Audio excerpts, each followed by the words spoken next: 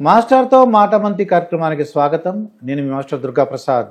ఈరోజు మనతో పాటు జనసేన అధికార ప్రతినిధి కోసంపూడి శ్రీనివాస్ గారు ఉన్నారు. సార్ నమస్కారం. సార్ నమస్తే sir, deputy chief minister Pawan Kalyan గారు దక్షిణాది యాత్ర అంటే టెంపుల్స్ అన్నీ కూడా విజిట్ చేస్తున్నారండి. ఇది మోడీ గారి ప్లాన్ అంటారా? అంటే ఈ దక్షిణాది రాష్ట్రాల మీద పట్టు సాధించడానికి ఏమన్నా? దుర్గాప్రసాద్ గారు, ఈ సహజంగాను ఆయన వ్యక్తిగతంగా దక్షిణాది యాత్రలో కొన్ని పుణ్యక్షేత్రాలను సందర్శించుకోవాలని ప్రయాణం చేసినా కూడా మీరు అనుకున్నట్టుగా ఊహాగానాలకి అవకాశం ఉంటుంది. ఎందుకు అవకాశం ఉంటుందంటే, ఎప్పుడైతే మహారాష్ట్ర ఎలక్షన్స్ గతంలో మనం జరిగినాయో, పవన్ కళ్యాణ్ గారు పర్యటించినటువంటి ఆ ప్రచారం చేసినటువంటి ఏ అయితే నియోజకవర్గాలు ఉన్నాయో అన్నీ కూడా గతంలో కాంగ్రెస్ పార్టీ అవి గెలిచేటువంటి నియోజకవర్గాలన్నీ కూడా బీజేపీ ఖాతాలో పడ్డాయి. అవునండి. దాంతోపాటు తిరుపతిలో సనాతన ధర్మం గురించి ఈయన మీటింగ్ పెట్టడం, ఈయన మాట్లాడిన మాటలు దాదాపుగా ఉత్తర భారతదేశంలో చాలా విస్తృతంగా ట్రోల్ అయినాయి. ఈయన మాట్లాడిన వీడియోస్ క్లిప్స్ బాగా జరిగినాయి. అంటే దాంతోపాటు ఇప్పుడు ఏమవుతుందంటే, ఏదైతే బీజేపీకి దక్షిణాదిలో కొంచెం కొరకరాని కొయ్యిగా ఉన్నటువంటి రాష్ట్రాలు ఏమున్నాయంటే అవి కొంచెం తమిళనాడు, కేరళ లాంటి రాష్ట్రాలు. కాబట్టి అక్కడ పవన్ కళ్యాణ్ గారి చరిష్మాని, ఆయన ఇమేజ్ని వాటిని వాడుకోవచ్చు అనేటువంటి ఉంటుంది. కాబట్టి మీరు అన్న ప్రశ్నకి అటువంటి ప్రశ్నలు వస్తూ ఉంటాయి. కాకపోతే ఇప్పుడు ప్రయాణం అంతా ఆయన చేసేదంతా కూడా ఒక 11 పుణ్యక్షేత్రాలని ఆయన ఎప్పటి నుంచి అనుకున్నారు. అందుకని వారి కుమారుణ్ణి, తర్వాత మన TTD board member Anand Sai గారిని తీసుకుని ఆయన వెళ్ళారు. ఈరోజు కేరళలోని కొచ్చిలో అగస్త్య మహర్షి గారి ఆశ్రమాన్ని సందర్శించుకున్నారు. అలాగే మిగతా 11 ట్రిప్పులు జరుగుతాయి. నేను ఏమంటున్నానంటే, అంటే పవన్ కళ్యాణ్ గారి వేష భాషలు చూసిన, అంటే ఆ సమయంలో ఒక మాల వేసుకుని చాలా నిష్ఠగా వెళ్తాడు ఆయన. ఈరోజు చూస్తే ఆయన ప్రయాణంలో కూడా రబ్బర్ చెప్పులు వేసుకుని బయలుదేరాడు ఆయన. అంటే వ్యక్తిగతంగా ఆయనకి ఏదో లాభం గురించి ఎప్పుడు చేయడు సార్ పవన్ కళ్యాణ్ గారు. ధర్మో రక్షిత అంటారు చూసారా, ధర్మాన్ని రక్షిస్తుంది, మనం రక్షిస్తుందా ఉంటుంది. సమాజం గురించి అతని ఆలోచన ఎప్పుడూ కూడా మనం చేసే పని వ్యక్తిగతంగా మనకు లాభపడినా కూడా దాంతోపాటు సమాజానికి కూడా లాభపడాలి, సమాజంలో ప్రజలందరూ సుఖ సంతోషాలతో ఉండాలి అనేటువంటి భావంతో ఆయన ఏ కార్యక్రమాలు చేసినా, పూజలు చేసినా, గుళ్ళకి వెళ్ళినా ఈయన ఈ కార్యక్రమాలు చేసుకుంటూ ఉంటారు. సరే, ఇంకా ఖచ్చితంగా రాజకీయ పార్టీలు రకరకాలైనటువంటి వెనకాల ఆటగాడుతూ ఉంటారు. ఈయన ఎలా చేస్తున్నాడు, లేకపోతే ఏదో ఒక మతానికి సంబంధించి ప్రచారకుల్లో తయారవుతున్నాడు అనేటువంటి మాటలు కూడా కొంతమంది సోషల్ మీడియాలో మాట్లాడుతున్నారు. సనాతన ధర్మం అండి, సనాతన ధర్మానికి హిందూ ధర్మానికి సంబంధం లేదు. సంబంధం లేదంటే వేరు వేరు కోణాలు. హిందూ ధర్మం కంటే ముందే సనాతన ధర్మం ఉంది. పంచభూతాలని దుర్గాప్రసాద్ గారు మనకు తెలియదు ఏముంది. మన ధర్మంలో పంచభూతాలని కొలవడమే మన ధర్మం. మనం చూడండి, మన దాంట్లో పుట్టనేవి కొలుస్తాం, చెట్టుని కొలుస్తాం, అన్నిటిని ప్రతి జంతువుని కొలుస్తాం. ఇప్పుడు వానదేవుడు అంటామండి, అంటే అగ్నిదేవుడు, అంటే ప్రకృతిని పూజించడం అన్నది మన భాగం, మన ధర్మంలో భాగం, సనాతన ధర్మంలో భాగం. కాకపోతే ఏమవుతుందంటే, సనాతన ధర్మం గురించో లేకపోతే హిందూ ధర్మం గురించో ఈ దేశ ప్రజలు, మెజార్టీ ప్రజలు పూజించేటువంటి అంశాల మీద మాట్లాడితే అదేదో ఒక మతానికో అన్నట్టుగా ముద్ర వేయడం అనేది చాలా జరిగిపోతుంది. సూడో సెక్యులరిస్ట్ ఎక్కువైపోయారు కదండి. అదే వేరే ఇతర మతాలకు సంబంధించిన వారికి ఏదైనా అవుతే వెంటనే బయటకు వచ్చేస్తారు, ఏదో అన్యాయం అయిపోతుంది, దేశంలో ఒక మైనార్టీ ప్రజలందరూ కూడా ఇబ్బందులు గురవుతున్నారనేటువంటి మాటలు మాట్లాడతారు. ఎవరు వాయిస్ లేదు అందులో. మనకి ఓట్ బ్యాంక్ రాజకీయాలు, ఏదన్నా మాట్లాడితే ఆ సంబంధించినటువంటి వర్గాలు ఓట్లు పోతాయని ఒక భయాలు. పవన్ కళ్యాణ్ గారికి భయాలు లేవు. హిందూ ధర్మంలోకి ఎంత అన్యాయం జరిగితే ఎలా ఆయన మాట్లాడతారో, అదే క్రిస్టియానిటీ కావచ్చు, ముస్లిం కావచ్చు, ఎవరికి అన్యాయం జరిగినా అదే స్థాయిలో మాట్లాడతాడు ఆయన. మనం అందరం కలుపుకునేటువంటి సమాజం కదా సార్ ఇది.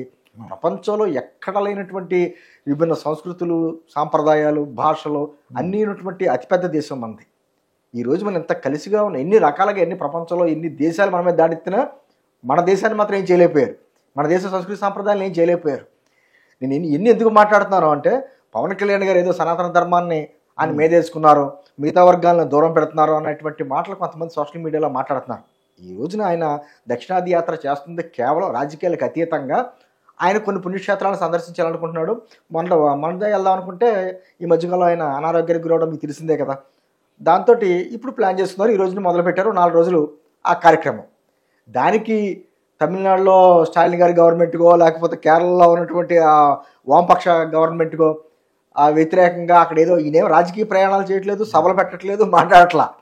సరే కొంతమంది ఎందుకు వస్తుంది అంటే దీనికి అనుమానం, స్టాలిన్ గారు కూడా కొన్ని స్టాలిన్ గారి అబ్బాయి ఉదయనిధి స్టాలిన్ అతను ఏదో కొన్ని వ్యాఖ్యలు చేశాడు అప్పట్లో సనాతన ధర్మం గురించి, అది ఒక వైరస్ లాంటిది, దాన్ని నిర్మూలించాలి అని మాట్లాడాడు. అతని మీద కేసులు పెట్టారు. అతను కూడా ఏదో దానికి ఒక కామెంట్ చేశాడు, నేను ఎవరికి వ్యతిరేకం కాదన్నాడు. రకరకాలుగా జరుగుతున్నాయి.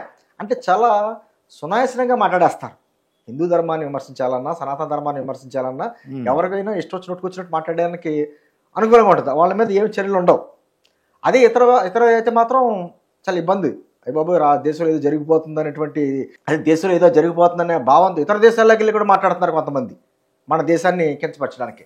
నేనేమంటున్నానంటే ఇవన్నీ కూడా కాకుండా కేవలం ఒక సనాతన ధర్మానికి సంబంధించినటువంటి మన దేవస్థానాలన్నిటికీ ఒక ప్రత్యేకించిన బోర్డు కూడా ఉండాలనేటువంటి ఒక డిమాండ్ కూడా పవన్ కళ్యాణ్ గారు చేయడం జరిగింది. ఎందుకంటే దేవస్థానాలకు సంబంధించినటువంటి ఆస్తులను పరిరక్షించుకోవడానికి, నిలుపుకోవాలి, అటు రాజకీయాలకు అతీతంగా ఉండాలి అనేటువంటి భావంతో కూడా ఆయన మాట్లాడడం జరిగింది.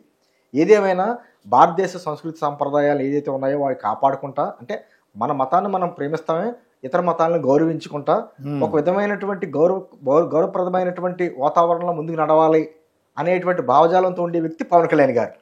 ఆయన ప్రత్యేకించి వ్యక్తిగతంగా నాకు ఇది కావాలనుకుంటే ఆయనకి ఏం లోటు దుర్గాప్రసాద్ గారు ఒక్క సంతకం పెడితే 100 కోట్లు వస్తుంది.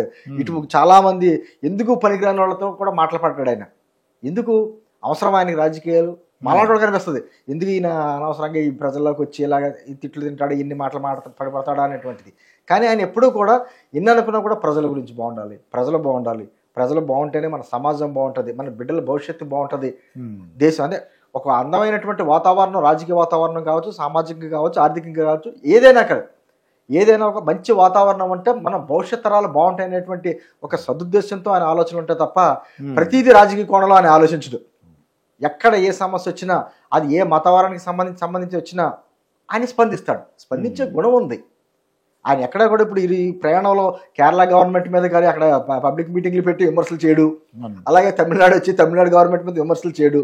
ఆయన ఏదో ఒక 11 పుణ్యక్షేత్రాలు సందర్శించాలనుకున్నారు, దానిలో భాగంగానే ఈరోజు మొదలుపెట్టారు. 4 రోజులు కార్యక్రమాలు చేసుకుంటారు.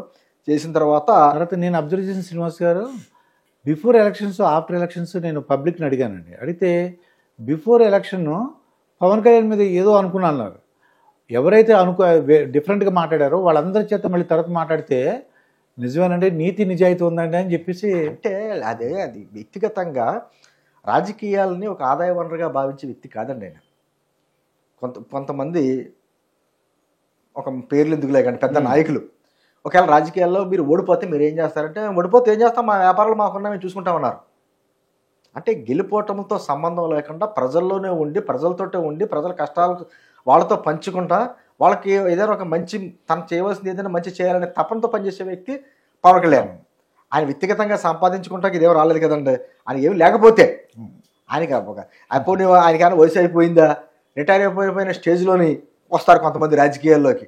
అది ఏ రంగం నుంచి అవ్వచ్చు, ఒక బ్యూరోక్రాట్ కావచ్చు, లేకపోతే సినీ రంగం కావచ్చు, ఇతర రంగాల నుంచి రిటైర్ అయిపోయే స్టేజ్లో వచ్చి రాజకీయాలు చేసి మేము ఏదో ప్రజలకు సేవ చేయాలని మాటలు మాట్లాడతారు. అలా కాదు కదా. ఒక కెరీర్ ఒక ఉచ్చ స్థితిలో ఉన్నప్పుడే ఆయన ఈ రాజకీయ రంగాన్ని వచ్చాడు. ఎన్నో అవమానాలు పడ్డాడు. దాదాపు 10 సంవత్సరాలు పోరాటం. అసలు అతను పార్టీని నిలబెట్టుకోవడం కావచ్చు, అదే సందర్భంలో తను సంపాదించిన సంపాదన కూడా ప్రజలు ఖర్చు పెట్టడం. సొంత డబ్బు ఎవరు పెట్టాడంటే భారతదేశంలో ఎవడు. ఈ రోజున ప్రకృతి ఎన్నో వచ్చినాయి, హుదూ తుఫాన్ అని, నివార్ తుఫాన్ అని, ఎన్నో తుఫాన్లు వచ్చినాయి, వరదలు వచ్చినాయి, ఎన్ని కార్యక్రమాలు వచ్చినా తన సొంత డబ్బులు ఇచ్చిన వ్యక్తి ఎవరండి? ఎవరు? భారతదేశంలో ఇన్ని కోట్ల రూపాయలు ఖర్చు చేస్తారు ఎలక్షన్లు వచ్చేటప్పటికి. ఎవడో జేబులోంచి ₹1 తీయడు. కరోనా టైంలో చెరువు 2 రాష్ట్రాలకి 50 లక్షల చొప్పున, కేంద్రానికి ₹1 కోటి చొప్పున 2 కోట్లు ఇచ్చాడైనా. ఇప్పుడు భారతదేశంలోనే ధనిక ముఖ్యమంత్రులు ఉన్నారు, ధనిక ప్రతిపక్ష నాయకులు ఉన్నారు, ఎవరైనా ₹1 ఇచ్చారా? ఎందుకంటే మన జగన్మోహన్ రెడ్డి గారు మొన్న కృష్ణా వరదలకు వస్తే ₹1 కోటి ప్రకటించారు. మీరు చూపించండి ఎవరికి ఇచ్చారు ఆ ₹1 ఏ విధంగా ఇచ్చారో. అంటే తన సొంత సొమ్మును కూడా, కష్టపడిన సొమ్మును కూడా ప్రజలకు ఖర్చు పెట్టేటటువంటి వ్యక్తి. అతను ప్రజల నుంచి లేదా దీన్ని ఒక ఆదాయ వనరుగా భావించి రాజకీయాలను ఏదో సంపాదించి వెనకేసుకోవాలనే ఆలోచన అతను లేదు. కాబట్టే ప్రజలు కూడా ముందు అనుమానిస్తారండి ఖచ్చితంగా. ఏం జరుగుతుంది, ఈయన ఉంటాడా, నిలబడతాడా, మళ్ళీ ఏంటి పరిస్థితి అనేటువంటి ఆలోచనలు అన్నీ వస్తాయి. కానీ ఎప్పుడైతే స్టెబిలిటీగా ఆయన ఉండి రాజకీయాలు చేసుకుంటూ వెళ్తున్నాడో ప్రజలు కూడా హర్షిస్తారు, ప్రజలు వెనకాల ఉంటారు. ఈరోజు జరుగుతుంది అదే. అంటే మీరు అన్న మాటకి ఏంటంటే, ఈ రోజున సనాతన ధర్మంలో భాగంగా ఆయన ప్రయాణం చేయట్లేదు. ఆయన ఏదైతే ఒక 11 పుణ్యక్షేత్రాలు సందర్శించుకోవాలనుకుంటున్నారో ఆ 11 పుణ్యక్షేత్రాలు రాజకీయాలకు అతీతంగా ఆయన చేస్తున్నారు. కాకపోతే దాని మూలం ఒకటే, ప్రజా సంక్షేమం. దాని గురించి ఆయన ఆలోచన ఉంటుంది. ఇదండి కోసంపూడి శ్రీనివాస్ గారితో జరిగిన ఇంటర్వ్యూ. మరొక ఇంటర్వ్యూతో మీ ముందుంటాను. మీ మాస్టర్ దుర్గాప్రసాద్. నమస్కారం సార్.